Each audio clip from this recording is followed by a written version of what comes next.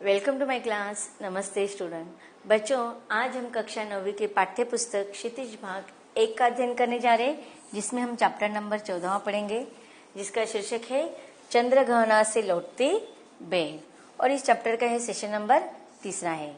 आपका जो chapter number 14 है वह काव्य खंड से लिया गया है। एक कविता है जिसके रचयिता है केदारनाथ अग्रवाल जी। अब केदारनाथ अग्रवाल, इनके बारे में हमने जानकारी हासिल कर ली है कि वह प्रकृति के जो साधारण से साधारण वस्तुएं होती है, चीज होते हैं इर्द गिर्द दिखने वाले, उन साधारण वस्तुओं में भी उनको असाधारण सौंदर्य दिखाई देते हैं। और इसी का वर्णन इस कविता के माध्यम से कवि कर रहे हैं। इसके पहले सेशन में हमने पहले 2 काव्यांश को विस्तार के साथ पढ़ लिया है। अब सेशन नंबर 3 में हम अगले काव्यांश को विस्तार के साथ पढ़ेंगे।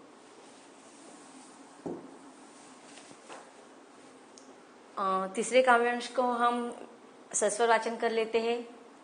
कवि कहते हैं कि और सरसों की न पूछो, हो गई सबसे सयानी, हाथ पीले कर लिए है, ब्याह मंडप में पधारी, फाग गाता मास फागुन, आ गया है आज जैसे, देखता हूं मैं स्वयंवर हो रहा है, प्रकृति का अनुराग अंचल हिल रहा है। इस विजन में दूर व्यापारिक नगर से प्रेम की प्रिय भूमि उपजाऊ अधिक है। इस प्रकार हमने इस काव्यांश का सस्वर वाचन कर लिया है।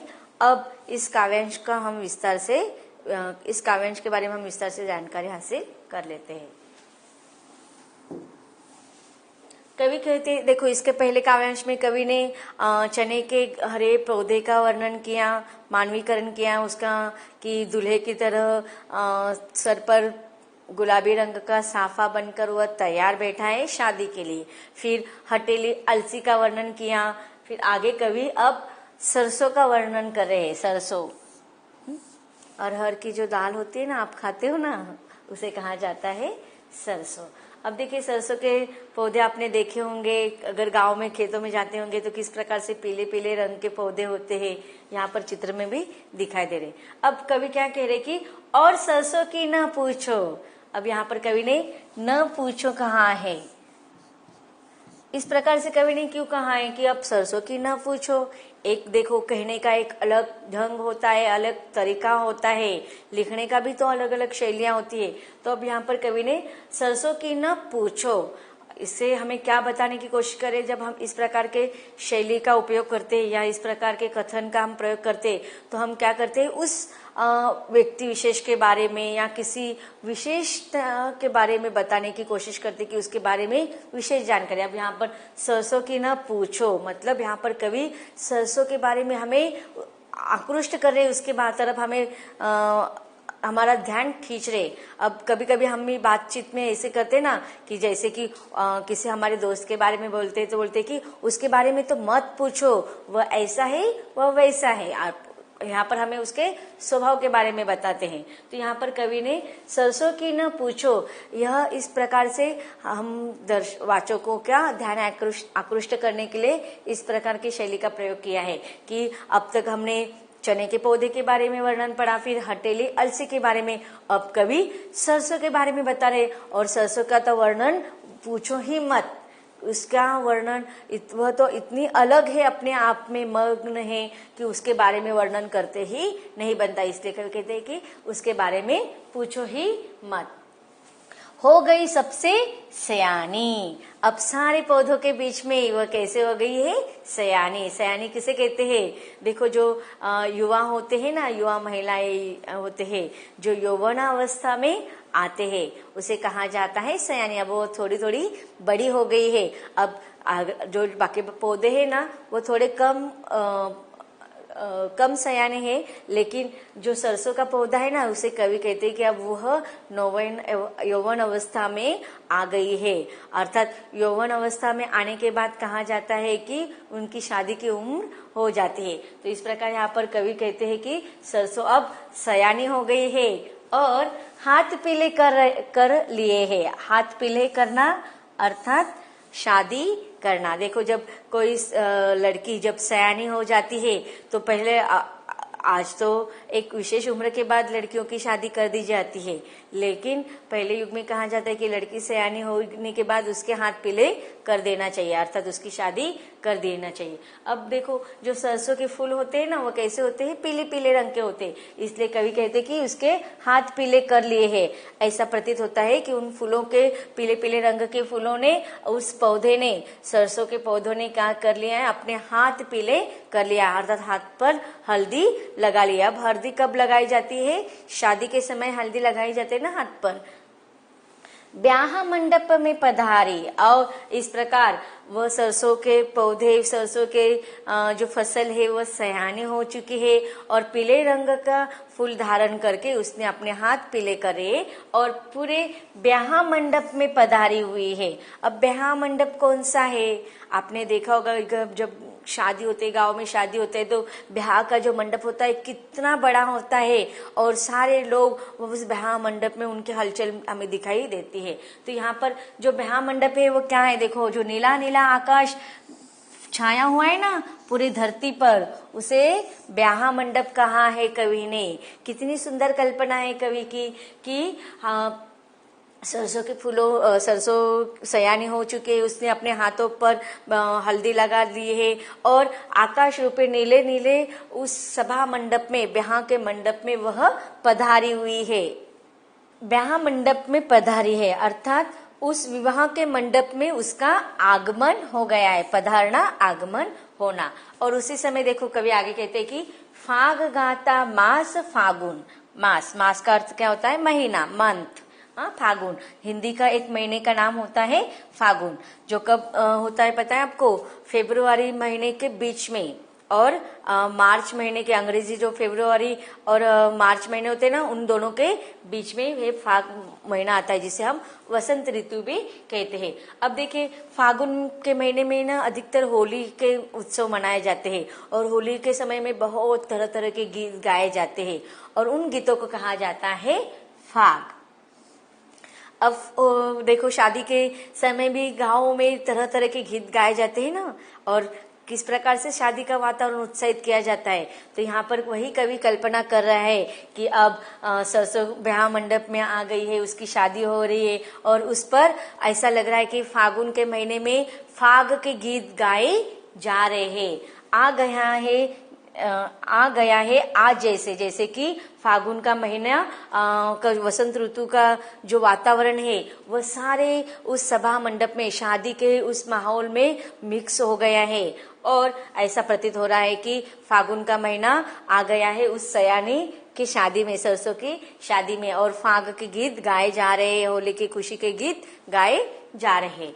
आगे कवि कहते हैं कि देखता हूं मैं स्वयंवर हो रहा है, और कवि देखो सारे खेतों में देख रहे हैं और उनको क्या दिखाई दे रहा है कि उसको प्रतीत हो रहा है कि मानो स्वयंवर हो रहा है। स्वयंवर किसे कहा जाता है, आपने सुना होगा कि पहले युग में महिलाओं के, रानियों के, जो राजकुमारी होते हैं उनके स्वयंवर हुआ करते थे कि उस सभा मंडप में बहुत सारे वर आते थे दूल्हे के रूप में और फिर राजकुमारी अपने वर का खुद चुनाव करती थी, उसे कहा जाता था स्वयंवर। स्वयं और वर ये दो अलग अलग शब्द हैं। वर का अर्थ क्या है, दूल्हा, और स्वयं मतलब खुद अपने दूल्हे का चुनाव करना, उसे कहा जाता है स्वयंवर। तो सरसों भी सयानी हो चुकी है और उसका स्वयंवर उस ब्याह मंडप में हो रहा है और वह अब अपने दूल्हे का चुनाव करने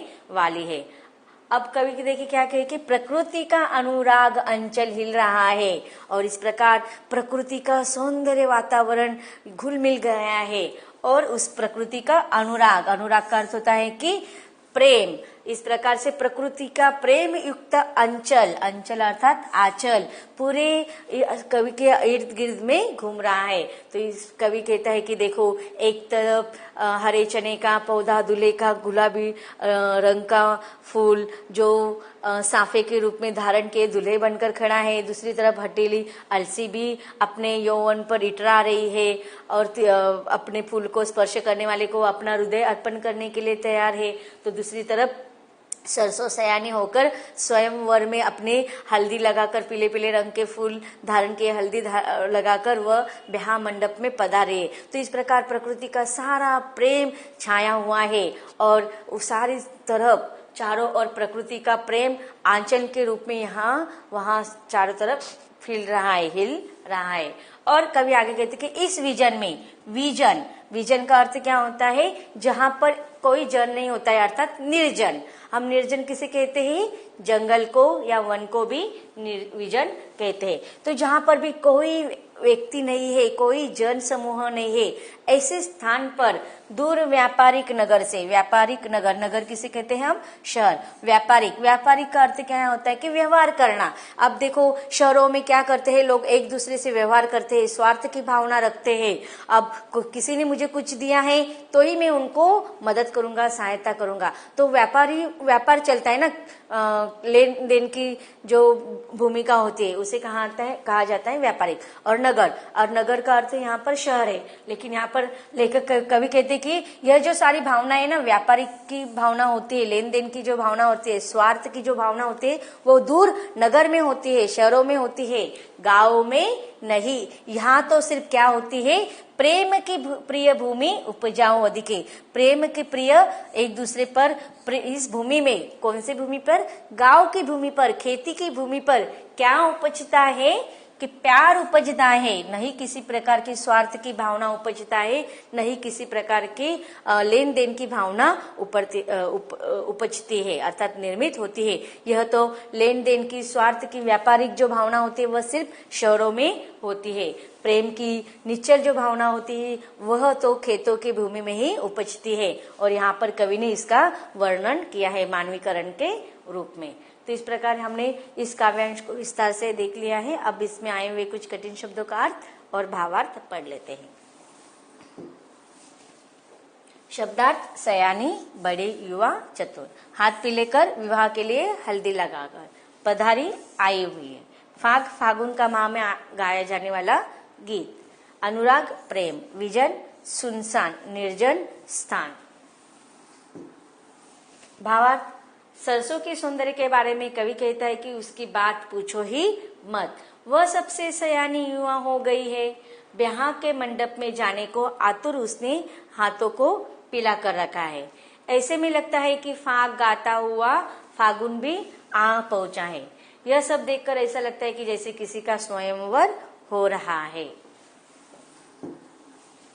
इस शांतिपूर्ण क्षेत्र में प्रकृति का प्रेमपूर्ण आंचल हिल रहा है। सभी प्रसन्नित दिखाई दे रहे। कवि को लगता है कि शहरों की अपेक्षा गांव की जमीन पर प्यार के मामले में अधिक उपजाऊ है। यहाँ मनुष्य तो मनुष्य, पेड़ पौधे भी प्यार करते हैं।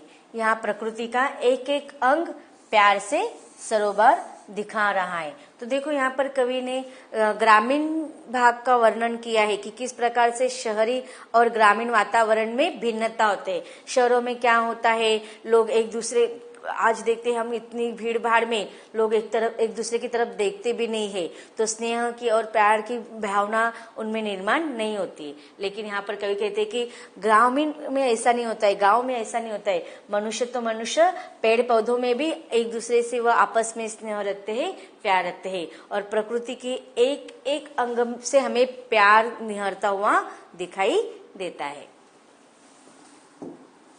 अब एक प्रश्न पर हम चर्चा कर लेते हैं। सरसों को सयानी कहकर कवि क्या कहना चाहता होगा?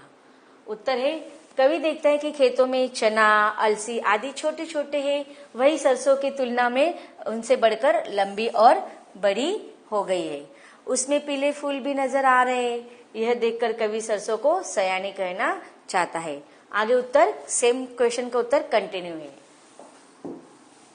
वह अन्य फसलों से बढ़कर हाथ पीले कर विवाह मंडप में जाने को तैयार है, इसलिए कवि ने उसको सयानी कहा है।